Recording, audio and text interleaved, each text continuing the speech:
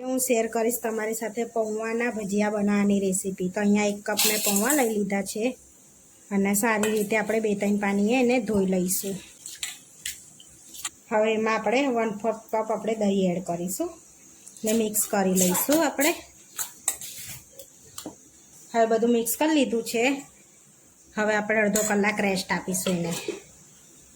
હવે અડધો કલાક થઈ ગયો છે, પૌવા બી સરસ પલળી ગયા છે। હવે આપણે એમાં વેજીટેબલ એડ કરીશું। તો અહીંયા ઝીણી સમારેલી ડુંગળી, ગ્રેટ કરેલું ગાજર, કેપ્સિકમ અને કાચું બટાકું છીનેલું એ એડ કરીશું અને આદુની પેસ્ટ અડધી ચમચી।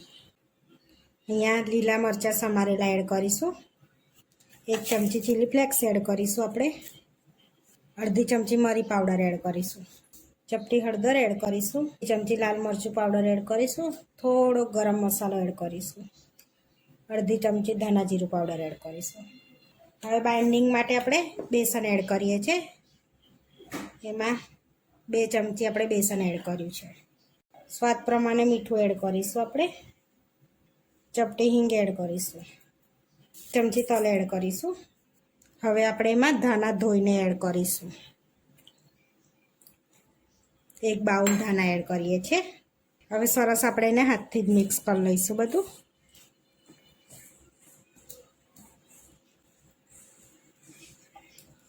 થોડુંક પાણી એડ કરીશું આપણે। આ રીતનું આપણે બેટર રાખ્યું છે જેથી આપણા ભજીયા સરસ ઉતરે એ રીતનું। તમને લાગે તો પાણી એડ કરી શકો છો। 1 ચમચી તેલ એડ કરીશું આપણે એમાં અને મિક્સ કરી લઈશું આપણે।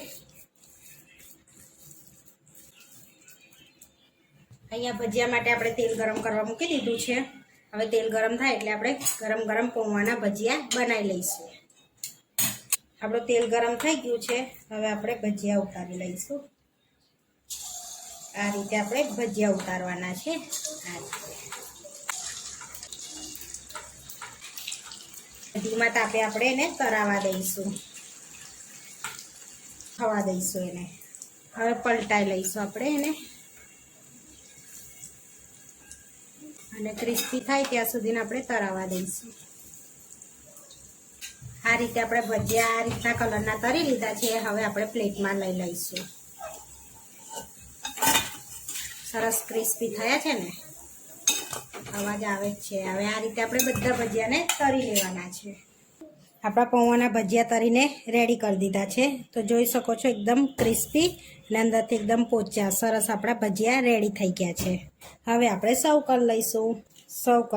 હવે આપણે ભજીયાને પૌવાના કેચઅપ જોડે સર્વ કરીએ છીએ આપણે। તો અહીંયા પૌવાના ભજીયા બનીને રેડી થઈ ગયા છે। આવા વિડીયો જોવા માટે મારી ચેનલને સબસ્ક્રાઈબ કરો, લાઈક કરો અને શેર કરો અને તમે જરૂરથી ટ્રાય કરો। ફરી મળીશું નવા વિડીયો।